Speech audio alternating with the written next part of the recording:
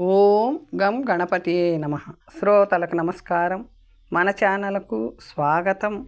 భవిష్య పురాణం 18వ భాగం. మాతృశార్థ విధి. అరుణ, శార్థం ఎప్పుడూ కూడా రాత్రి పెట్టకూడదు. అలా చేస్తే అది రాక్షసీ శార్థమ అనబడుతుంది. ఇరు సంధ్యలలోనూ సూర్యాస్త మయం దాకా సూర్యాస్త మయం అయ్యాక శార్థం నిషిద్ధం.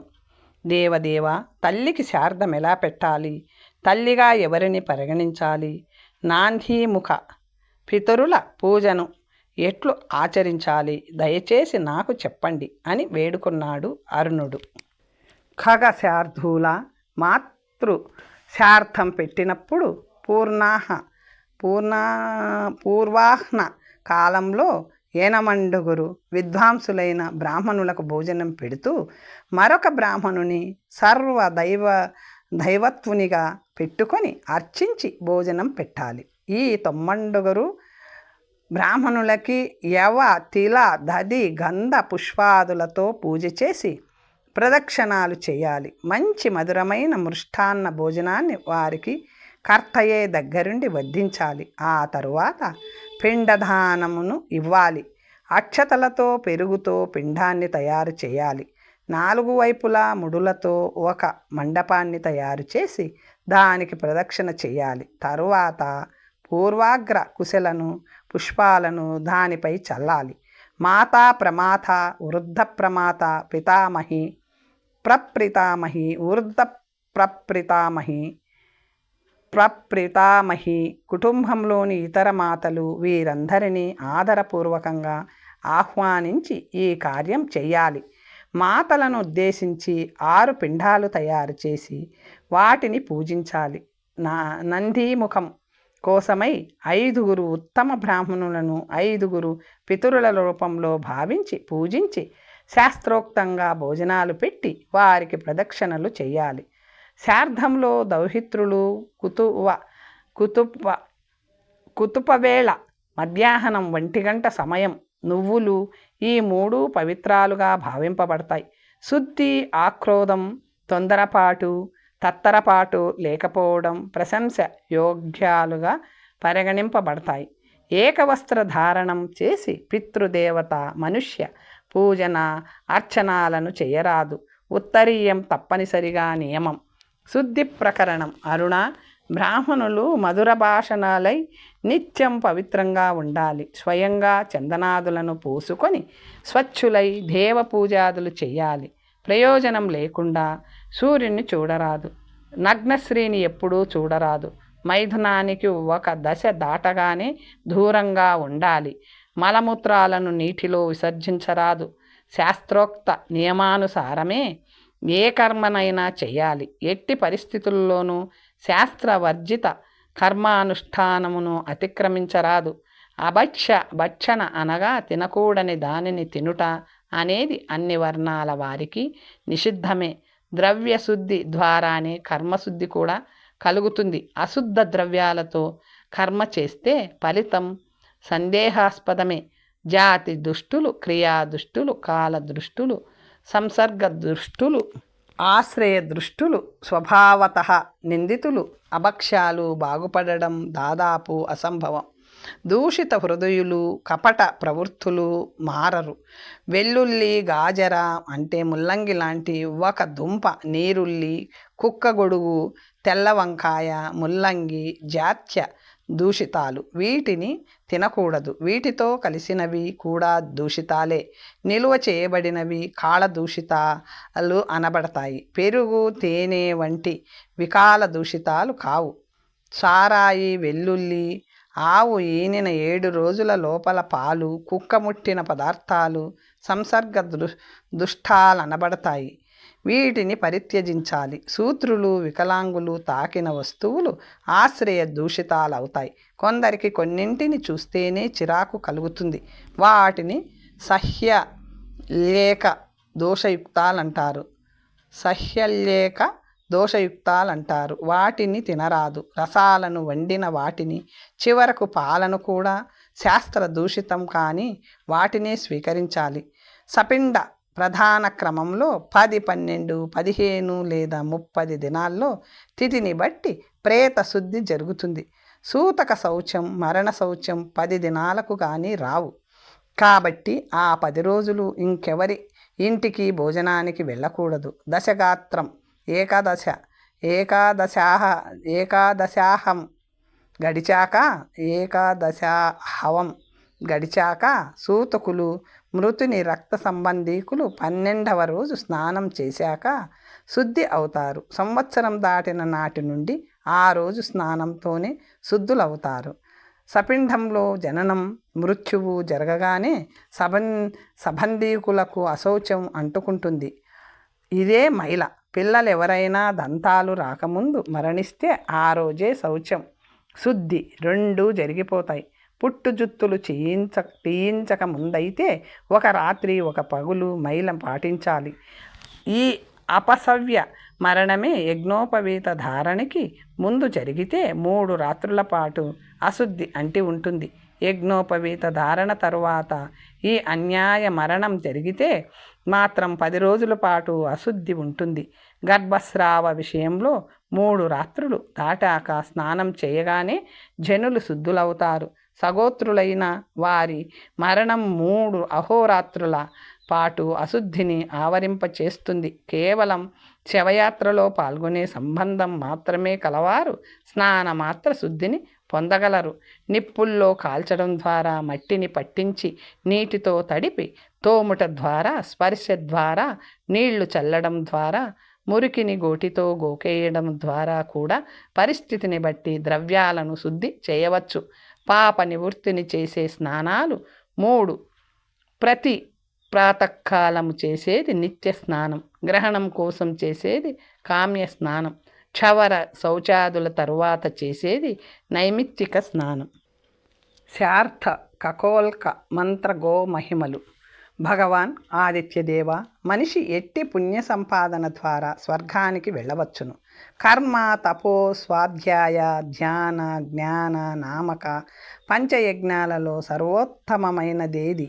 ధర్మ అధర్మ ప్రకారములెన్ని? నరకం నుండి తిరిగి భూకి వచ్చువారికి ఎటువంటి లక్షణాలు ప్రాప్తాలు ఉంటాయి? ధర్మాధర్మాలతో గర్భగమన రూప సుఖ దుఃఖాలతో నిండిన భవసాగరం నుండి ముక్తి ఎట్లు లభిస్తుంది?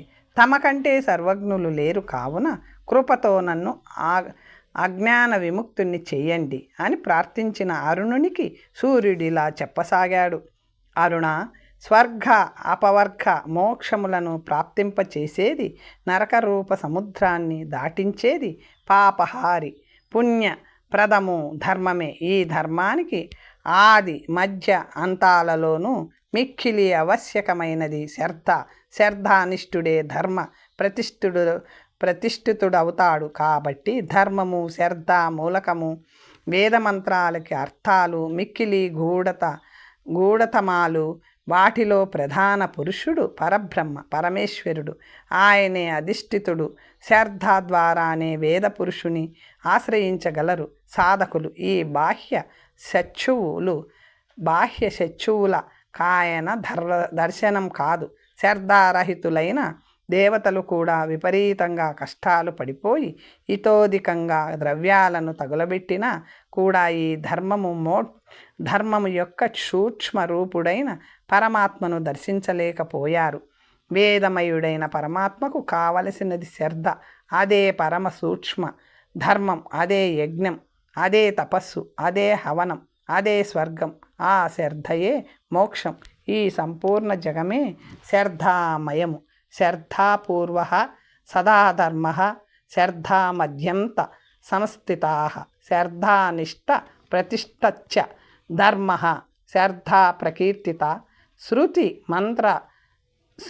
మంత్రరసా సూక్ష్మా ప్రధాన పురుషేశ్వర. శ్రద్ధామాత్రేణ గృహంచే నపరేణ చ చక్షుషా సర్వస్వ జీవితం వాపి దద్యాద శ్రద్ధయా చయః నప్నుయాత్ సఫలం కించిత్ తస్మాత్ శ్రద్ధాపరో భవేత్. హే ఖగశ్రేష్ఠ, ఇప్పుడు నా మండల విషయం విను. నా కళ్యాణమయమైన మండలం కకోల్క నామంతో ప్రసిద్ధి చెందింది. ఇది ముగ్గురు మహాదేవుల 3 మహాద్గుణాలకు అతీతము, సర్వజ్ఞము. ఇది సర్వశక్తి మంతము. ఓం అనే ఏకాక్షరంలో ఈ మండలం అవస్థితమై ఉంది. సంసార సాగరంలాగే ఇది అనాది. ఆ సాగరాన్ని దాటుకుంటూ పోయే శక్తి దీనికుంది. సర్వ సంసార జనిత దుఃఖాలకు, దుఃఖ రోగాలకు దివ్యమైన విరుగుడు, ఔషధము. ఈ మంత్రము అర్థం కోరుకునే వానికి అర్థాన్ని, మోక్షము కావలసిన వానికి మోక్షాన్ని ఇచ్చే మంత్రం ఇది. కకోల్క నామకమైన ఈ మంత్రం నిత్యం మననం చేసుకోవడానికి యోగ్యమై ఉన్నది. ఓం నమః కకోల్కాయ అనే ఈ మంత్రం హృదయంలో కలవాడే అన్నీ చదివినవాడు, అన్నీ విన్నవాడు, అన్నీ అనుష్ఠించినవాడు అనుకోవాలి. మనీషులు ఈ కకోల్కాన్నే మార్తాండ నామమన్నారు. మార్తాండుని శ్రద్ధతో ఆరాధిస్తే పుణ్యం ప్రాప్తిస్తుంది. ఏ శ్రద్ధ లేని వారు అధోగతి పాలవుతారు. సూర్య సంబంధమైన వచనాలను బోధించి సాధింపచేసే గురువును కూడా సూర్యుని పూజించినట్లే పూజించాలి. ఆ గురువే భవసాగరంలో మునిగిపోతున్న మనిషిని ఉద్ధరించగలుగుతున్నాడు. అజ్ఞాన రూపమగు అగ్నిలో మనస్సు బతుకు మండిపోతున్న మనిషికి సౌరధర్మ రూపమగు శీతల జలాన్ని కురిపించి శాంతిని ప్రసాదించే గురువుతో సమానుడెవరు? జ్ఞానామృతముతో శిష్యులను అప్లావితం అంటే తడుపుట్ట చేసే గురువు నిస్సందేహంగా నిఖిల పూజార్హుడు. ఈ విషయాలు సకల కళ్యాణ కారకాలు. ఎందుకు చెప్తున్నానంటే ఈ లోకులు ఎక్కువగా రాగ, ద్వేష, అక్షమ, క్రోధ, కామ తృష్ణాదులను గుండెల నిండా నింపుకొని వాటిని అనుసరించిపోతూ బ్రతికే మనుషులు గుసగుసలుగా చెప్పే విషయాలను వినడం వైపు మాత్రమే చెవి యొగ్గుతుంటారు. అంటే మొగ్గు చూపిస్తూ ఉంటారు. అవి ప్రమాదకారకాలు. మనస్సును పాడు చేసి నరకం వైపు దారి చూపిస్తాయి. అరుణ, నేను చెప్పిన ఎంత సుభాషితాలో ఆ వ్యక్తులు, ఆ వాక్కులు అంతకు కొన్ని రెట్లు దుర్భాషితాలు. కాబట్టి మనం ఎవరిని వినాలో, ఏది వినాలో బాగా ఆలోచించుకోవాలి. అసలే ఈ ప్రపంచం అవిద్యాత్మకం. అందులోని క్లేశాన్ని మరింతగా పెంచే ఈ అందమైన సుసంస్కృతమైన మృదువైన గుసగుసలు, వీటినే ఈరోజు గ్యాసిప్ అంటున్నాం. విని మాత్రమేమి లాభము? అతి ఘోర నష్టము తప్ప. ఏ వాక్యాలను వింటే రాగద్వేషాలు నశించి పుణ్యం ప్రాప్తిస్తుంది అని వేదవాంగ్మయం వచిస్తుంది. ఆ వాక్యాలు కటువుగా ఉన్నా, ఉత్సుకతను రగిలించేవి కాకున్నా అవే సర్వ శుభదాయకాలు, సర్వ శోభాజనకాలు. స్మృతులు, మహాభారతం, వేదం, మహాశాస్త్రాలు, ధర్మ సాధకాలు, ధర్మబోధకాలు. మన మహాశాస్త్రాలన్నింటినీ అధ్యయనం చేయాలంటే 1000 సంవత్సరాలు చాలవు. కాబట్టి సామాన్య మానవులు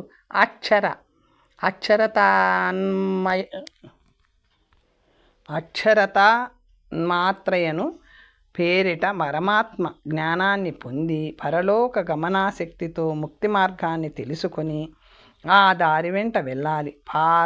లౌకిక పుణ్యభారాన్ని వహించని శరీరం ఎందుకు?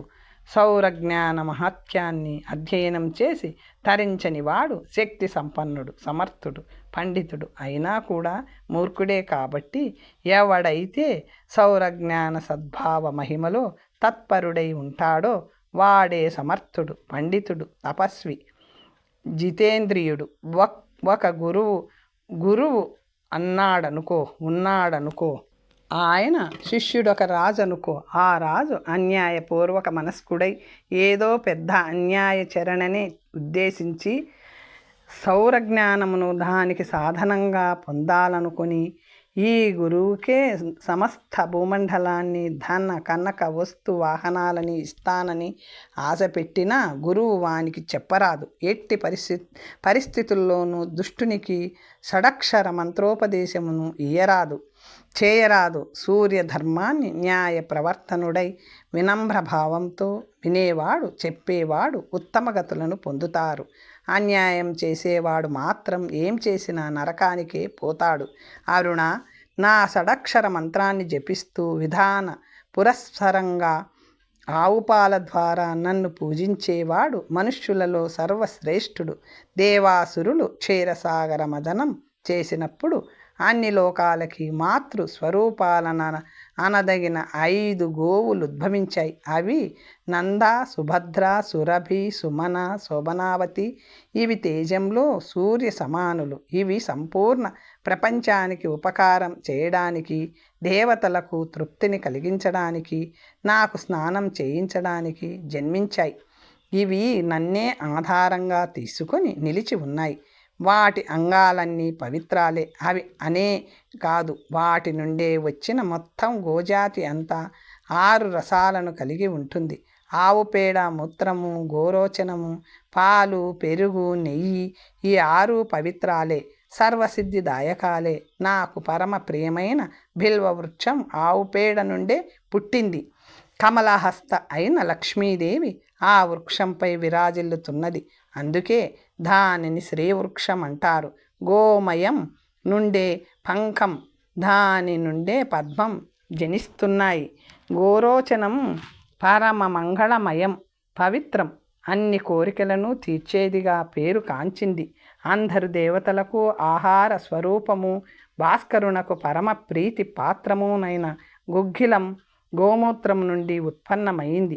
జగత్తులోని అన్ని బీజాలు పాల నుండి పుట్టినవే. మంగళమును కలిగించేవెన్నో పెరుగు నుండి వచ్చాయి. ఇక నేతి నుండి దేవతలకు ప్రియమైన అమృతము ఉత్పన్నమైనది. కాబట్టి నాకు నెయ్యి, పాలు, పెరుగులతో స్నానం చేయించాలి. తరువాత వేడి నీరు కషాయాలతో స్నపనం చేయించాలి. ఆపై శీతల జలంతో స్నానం చేయించి గోరోజనాన్ని పూసి బిల్వపత్రాలతో కమలాలతో పూజ చేయాలి. పంచదార కలిపిన గుగ్గిలంతో అర్ఘ్యం ఇవ్వాలి. పాలు, నెయ్యి, జావ, తేనె, పంచదార కలిపి వివిధ భక్ష్య పదార్థాలను నైవేద్యం పెట్టాలి. చివరగా సూర్యభగవానునికి ప్రదక్షిణ గావించి క్షమాయాచన చెయ్యాలి. ఈ విధంగా నన్ను పూజించువాడు ఈ లోకంలో అన్ని కోరికలు తీరిపోగా తనతో పాటు తన కుటుంబంలోని 21 తరాల వారికి స్వర్గప్రాప్తిని కలిగించగలడు. అక్కడ వారిని ప్రతిష్ఠించి తాను స్వయంగా జ్యోతిష్క నామక అత్యుత్తమ లోకాన్ని చేరుకోగలడు. ఏ గోవుల యొక్క ద్రవ్యాలను సూర్యభగవానుని పూజలో అంటే నా పూజలో వాడతారో ఆ గోవులు కూడా నా లోకాన్ని చేరుకుంటాయి.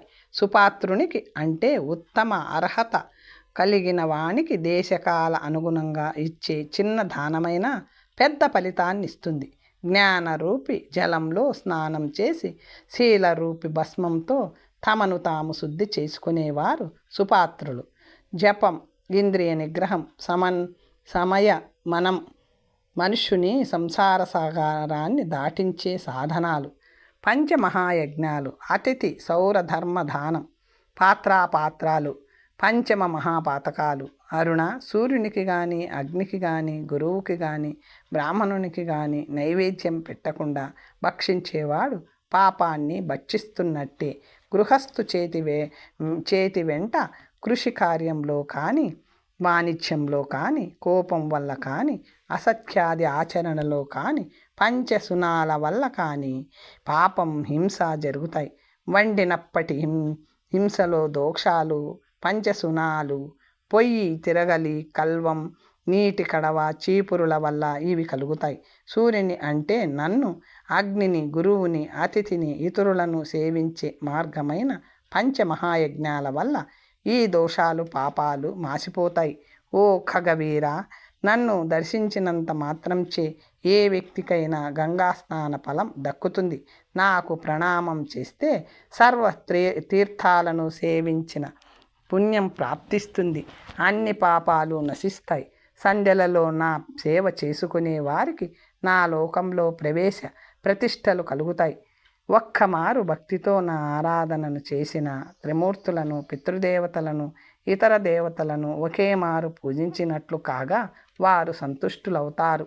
శార్ధాలు పెట్టినప్పుడు నన్ను సౌరభక్తుల్ని పూజిస్తే పితృదేవతలు మరింత సంతుష్టులవుతారు. పురాణవేత్త వస్తుండగా చూస్తే ఔషధాలన్నీ తమకు స్వర్గప్రాప్తి కలగబోతుందని ఆనందంతో నృత్యం చేస్తాయి. అతిథి రూపంలో పితృగణాల వారు, దేవగణాల వారు తమకు అప్పటికే అనుగ్రహం గల గృహస్థు ఇంటికి చివరి పరీక్ష పెట్టడానికి వస్తారు. అందుకే అతిథి తలవాకిట కనబడగానే గృహస్థు చేతులు జోడించి ఎదురేగి స్వాగతం చెప్పాలి. పాద్యం, ఆసనం, అర్ఘ్యం, స్నానం, అన్నాదులతో అర్చించి సేవించాలి. అతిథి రూప సంపన్నుడైనా, కురూపి అయినా, మలిన వస్త్రధారి అయినా, స్వచ్ఛాంబరధారి అయినా, పండితుడైనా, పామరుడైనా, నిఖిలాగమ వెత్త అయినా, నిరక్షర కుక్షి అయినా వానినే దేవునిగా భావించి ఆదరించాలి. దానం సత్పాత్రునికే ఇవ్వాలి. పచ్చి మట్టి కుండలో పోసిన ద్రవ జలాదులెలా పాడైపోతాయో, చవిటి నేలలో నాటిన విత్తనం ఎలా వ్యర్థమైపోతుందో, బూడిదలో వేసే హవనం పదార్థాలు ఎలా నిష్ఫలమైపోతాయో, అలాగే అపాత్రదానం అతిపెద్ద దండగ. కరుణ కలిగిన చోట శ్రద్ధగా చేసే దానం ఉత్తమం. అంధ, కృపణ, బాల, వృద్ధ, అతుర శ్రేణులకిచ్చే దానానికి అనంతమైన విచిత్ర ఫలం ఉంటుంది. ఇచ్చేవానికి పుచ్చుకునే వారికి కూడా స్వర్గప్రాప్తి కలుగుతుంది. సాధు పురుషులు దానాన్ని యాచించడం కానీ స్వీకరించడం కానీ తమ కోసం అంటే స్వార్థం కోసం చేయరు. ఈ దానం దాతకు ఎక్కువ ఫలాన్ని ఇస్తుంది. ప్రతి ఇంటికి పోయి స్వార్థం కోసం యాచించేవాడు పూజ్యుడు కాడు. అయినా దాత ఆ అంశాన్ని పట్టించుకోకూడదు. యాచకునకు వచ్చిన వాని విషయంలో పాత్రతను పట్టించుకోకూడదు. ఉన్నదేదో ఇవ్వడమే, అంతే. యాచకునికి స్వాగతం చెప్పాలి. కోపించి దుర్భాషలాడి విసుక్కొని చేయు దానానికి ఫలముండదు. ప్రేమతో ఇచ్చేది ఎంత తక్కువైనా శ్రేష్టమే. సత్కారపూర్వకంగా చేసే దానానికి అనంత ఫలాలుంటాయి. ప్రియ మధుర వచన సహితంగా చేసే దానం కళ్యాణకారి కాగలదు. దానం ప్రధానం. నియమం, యజ్ఞం, ధ్యానం, హవనం, తపం ఇవన్నీ కూడా క్రోధంతో చేస్తే నిష్ఫలాలైపోతాయి. ఉదారత, స్వాగతం, మైత్రి, అనుకంపం అంటే దయ, అమత్సర అంటే శాంతం, ఈ 5 అంశాలతో కూడిన దానం గొప్పదైన అనంతమైన ఫలాన్నిస్తుంది. హే ఖగశ్రేష్ఠ, వారణాసి అనుట దోషం. ప్రయాగ పుష్కర స్థలి, గంగ సముద్రతటం, నైమిషారణ్యం, నైమిష దోషం. మహాపుణ్య మూలస్థాన ముండీర స్వామి, కోణార్క, కాలప్రియ, క్షీరికావాస ఈ క్షేత్రస్థానాలు దేవ సేవితాలు, పితర సేవితాలు. నన్ను చూడటానికి, సేవ చేయడానికి దేవతలు, పితృదేవతలు అక్కడికి వస్తారు. అన్ని సూర్యాశ్రమాలు, పర్వతం నుండి జారిపడు అన్ని నదులు, ఆవులు, సిద్ధులచే, మునులచే ప్రతిష్ఠింపబడిన స్థానాలన్నీ పుణ్యక్షేత్రాలుగా చెప్పబడుతున్నాయి. సూర్యమందిర యుక్తమైన పుణ్యక్షేత్రంలో నుండు వారిలో ఎవరికైనా చేసిడి అతి స్వల్ప దానం కూడా ఆ క్షేత్ర ప్రభావం చేత అనంత ఫలదాయకమవుతుంది. సూర్యగ్రహణ, చంద్రగ్రహణ, ఉత్తరాయణ, విషువ, వ్యతిపాత, సంక్రాంతి ఇవి పుణ్యకాలాలుగా చెప్పబడుతున్నాయి. భక్తిభావం, పరమ ప్రీతి, ధర్మం, ధర్మభావన, ప్రతిపత్తి ఈ 5 శ్రద్ధకు పర్యాయాలు. శ్రద్ధాపూర్వక విధానంతో సుపాత్రునికి ఇయ్యబడిన దానం ఉత్తమం, అనంత ఫలప్రదం, అక్షయ పుణ్యదాయకం. ఆర్తులు, దీనులు, గుణవంతులు అగు వారికి చేయు స్వల్పదానమైన అనంత ఫలాన్నిస్తుంది. అన్ని కోరికలను తీరుస్తుంది. శ్రేష్టలోక ప్రాప్తిని కలగజేస్తుంది. శ్రద్ధ ముఖ్యం. శ్రద్ధయే దానం, శ్రద్ధయే పరమ తపము, శ్రద్ధయే యజ్ఞం, శ్రద్ధయే పరమోపవాసం. అహింస, క్షమ, సత్యం, నమ్రత, శ్రద్ధ ఇంద్రియ నిగ్రహం, దానం, యజ్ఞం, తపం, ధ్యానం, ఈ 10 ధర్మ సాధనాలు. పరశ్రీని, పరుల ధనాన్ని అపేక్షించేవారు, గురువుని, ఆర్తులని, అశక్తులని, శత్రువుచే పరాభవింపబడిన వారిని కష్టపెట్టి మరింత హింసించువారు పాపకర్ములు అనబడతారు. ఇటువంటి వారిని పరిత్యజించాలి. కానీ పాపకర్ముని భార్యను, పుత్ర, మిత్ర సందోహాన్ని అవమానించరాదు. వారిని అవమానించుట గురునిందతో సమానమైన పాపంగా పరిగణించబడుతుంది. బ్రాహ్మణులను హింసించువాడు, మద్యమును సేవించువాడు, తాగుబోతు, స్వర్ణచోరుడు, గురువుగారి మంచం మీద పడుకునేవాడు ఇలాంటి వాడి సంగాత కాదు. పంచమహాపాతకాలు క్రోధ, ద్వేష, భయ, లోభాలచే ఆవేశించబడిపోయి బ్రాహ్మణులను అవమానించేవాడు బ్రహ్మహత్య చేసినట్లే భావింపబడతాడు. యాచకులను, బ్రాహ్మణులను రావించి నా దగ్గరేమీ లేదు అంటూ గోలపెట్టి ఏమీ ఇవ్వకుండానే తిరగగొట్టువాడు చండాలుడితో సమానుడు. దేవతల, ద్విజుల, గోవుల భూమిని అపహరించువాడు బ్రహ్మఘాతకుడే. ఏ మూర్ఖుడైతే సౌరజ్ఞానాన్ని పొంది పరిత్యజిస్తాడో, అంటే ఆ నియమాలేవి పాటించడో, వాడిని తాగుబోతుని చుట్టుకొని పాపమే పట్టుకుంటుంది. అగ్నిహోత్రాన్ని, తల్లిదండ్రులను వదిలేసిన వాడు, కుకర్మలకు సాక్షిగా ఉండేవాడు మిత్రహంతకుడు. పంచయజ్ఞాలు చేయనివాడు అభక్ష్య భక్షకుడు. నిరపరాధులైన ప్రాణులను కొట్టి బాధించేవాడు ఎన్ని ధర్మ సాధనలను రాజ్యం కోసం చేసినా వానికి ఆధిపత్యం సిద్ధించదు, పాపఫలం తగ్గదు. సర్వజగత్పతినైన నా ఆరాధన ద్వారానే ఆత్మలోకాధిపత్యం అలవడుతుంది.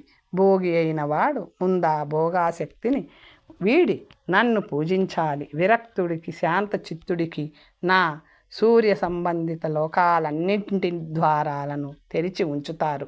పాతకాలు, ఉపపాతకాలు, యమ యాతనలు తెలుసుకుందాం.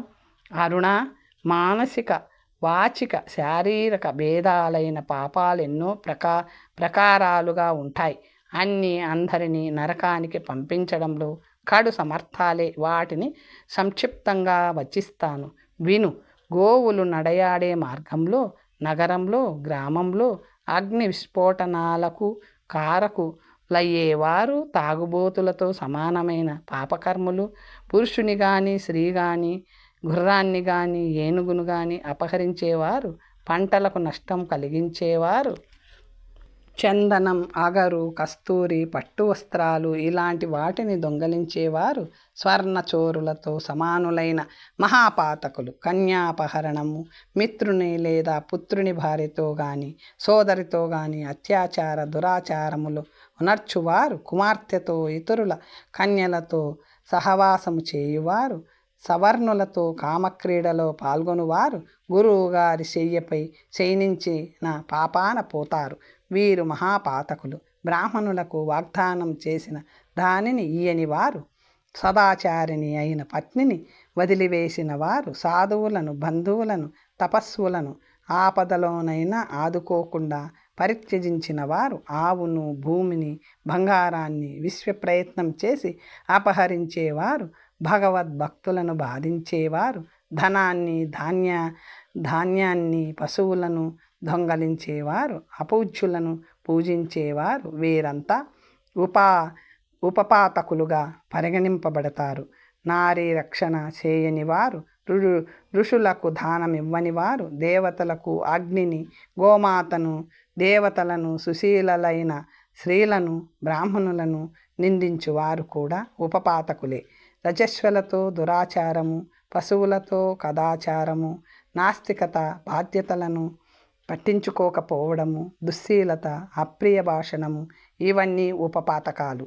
గోబ్రాహ్మణులను, సస్య సంపదలను, తపస్సులను, సాధువులను దూషించువాడు నరకానికి పోతాడు. కష్టించి పనిచేసేవానిలో, తపస్సు చేయువానిలో దోషాలు వెతుకువారు, పర్వతాలపై, గోశాలల్లో, అగ్నిలు, నీటిలో, చెట్టు నీడలో, దేవాలయం గోడలపై మలమూత్ర విసర్జన చేసేవారు, కామ, క్రోధ, మద క్రాంతులై ఇతరులలో, ముఖ్యంగా తమకు నచ్చని వారిలో దోషాలు వెదికేవారు, ఎలాగైనా వారిని సాధించాలని చూసేవారు, దారి దోపిడీగాండ్రు, ఇతరుల రహస్యాలను పట్టుకొని సంతసించేవారు, చెడునే వినడానికి ప్రయత్నిస్తూ ఇతరులచే వాగించేవారు, గోవును హింసించువారు, అసమర్థ బలహీన పశువులను కాడికి బలవంతంగా కట్టువారు, వీరంతా పాతకులు, నరకానికి పోతారు. వీళ్ళందరికీ ఆత్మరూపంలో నరకాన్ని చేరాక అక్కడొక శరీరం లభిస్తుంది. దానిని యాతనా శరీరం అంటారు. వారికక్కడ బహుళ సంఖ్యలో దుఃఖాలు ఏర్పాటు చేయబడతాయి. అధర్మపరులకు తగిన శాస్తి చేయిస్తాడు. కాబట్టే యముని యమధర్మరాజుగా వ్యవహరిస్తున్నాం. నరకంలో తప్పులు చేసి పాపాలు గావించి దొరికిన వారిని మహారాజో ఆ దేశంలోని చట్టమో శిక్షిస్తాయి కదా. అక్కడ తపస్సు చేసి తప్పించుకున్నవారు ఇక్కడ ఈ నరకంలో తప్పక దొరుకుతారు. వీరిని ధర్మశాస్త్రాల ప్రకారం యమధర్మరాజు శిక్షిస్తాడు. అయితే నరకంలో చేసిన పాపాలకు ప్రాయశ్చిత్తాలు లేకపోలేదు. అవి తెలియక కానీ తప్పక కానీ చేసిన దుష్కర్మలకే వర్తిస్తాయి. పైగా ప్రాయశ్చిత్తం చేసుకొని పశ్చాత్తాపపడకుండా మళ్ళీ పాపాలు చేస్తే ఈ మొత్తం పాపాలన్నిటికీ యమధర్మరాజు శిక్ష విధిస్తాడు. అందుచేత ఈ నరకంలో పుట్టినవాడెవడైనా ఎవరైనా స్వయంగా మంచి పనులు చేస్తూ ఇతరుల చేత చేయిస్తూ తాను చెడ్డ పనులు చేయకుండా చేసేవారి చేత నయానో భయానో మాన్పిస్తూ ఎల్లకాలము బ్రతికేవారే మరణానంతరం సుఖపడతారు. అదే ఉత్తమ సుఖోత్తమం. హే ఖగశ్రేష్ఠ, నరకంలో ప్రతి ప్రాణికి పాప ఫలితం అవశ్యమను భోక్తవ్యమవుతుంది. సత్యవాది చిత్రగుప్తుడు అతని అనుచరులు యమధర్మరాజుకి ప్రతి ప్రాణి యొక్క శుభాశుభ కర్మలను నివేదిస్తారు. సౌమ్య హృదయులు, దయా సమన్వితులు, శుభకర్మలు చేసిన వారు కూడా ముందు నరకానికే వెళతారు. వారు సౌమ్య పథంలో గొనిపోబడతారు. క్రూర కర్మలను పాపాచరణలోనే సంలగ్నులై బతుకు గడిపి పోయిన వారిని ఘోర దక్షిణ మార్గంలో అష్ట కష్టాలు పెట్టి యమకింకరులు తీసుకుని వెళతారు. వైవస్వత పురి భూలోకానికి 86,080 యోజనాలు 6,080 యోజనాల దూరంలో ఉంది. అయినా శుభకర్మలు చేసి సౌమ్య మార్గంలో వెళుతున్న వారికి ఈ ధర్మపురికి వేగంగానే చేరుకున్నట్లనిపిస్తుంది. రౌద్ర మార్గంలో గొనిపోబడుతున్న మహాపాపులకు మాత్రం అతిశయ దూరమైపోతుంది, బహు కష్టభరితమై పోతుంది. యమపురికి పోయే మార్గం మహాభయంకరంగా ఉంటుంది. ముళ్ళు, మొటిక, మోకాటి పర్వతాలు, ఎలుగుబండ్లు, కత్తులలాగా పాదాలను కోసి పడేసే రాళ్ళు, సహింపరానంత వేడి, తట్టుకోలేని ఎముకలు కొరికే చలి, ఇంతేకాక ఎక్కడికక్కడ ప్రేతాలు పరకరిస్తూ ఉంటాయి. పట్టి కొండలపై నుంచి క్రిందికి విసిరివేస్తుంటాయి. చో మెరుకల్ కొండొక్క చోట మెరక పల్లాల దారి, కాలి క్రింద కనబడని కంకర రాయి, కాలు పడగానే చురుక్కుమని బొబ్బలెత్తించే మిక్కిలి వేడిగానున్న నాపరాయి, దావాగ్ని పరిపూర్ణ మార్గాలు కొన్ని అంధకార బంధురములై కన్ను పొడుచుకున్నా కానరాని కటిక చీకటి దారులు కొన్ని, పులులు, సింహాలు, కొండ చిలువలు తగులుతూనే ఉంటాయి, కరుస్తూనే ఉంటాయి. శరీరం ముక్కలైపోయి వేలాడుతుంటుంది. భరింపరాని బాధ తెలుస్తూనే ఉంటుంది. స్పృహ తప్పదు, ప్రాణం పోదు. రెండవసారి పోదు కదా. ప్రయాణం సాగుతూనే ఉంటుంది. ఇవి చాలవన్నట్లు రౌద్ర డాకినీలు, భయంకర పిశాచాలు, కరాళ రాక్షస గణాలు మాటి మాటికి కనిపిస్తూ సతాయిస్తూనే ఉంటాయి. ఈ విధంగా మహాపాతకులు, ఇతర పాపులు ఆకలి, దాహం, రోగం, ముప్పిరి కొనగా యమదూతలు తోలుకొని పోతుండగా నరకాన్ని చేరుకుంటారు. కాబట్టి పాపాన్నే కాదు, పాపపుట ఆలోచనలను కూడా సంపూర్ణంగా బహిష్కరించి పుణ్యకర్మలని ఆచరిస్తూ జీవించాలి.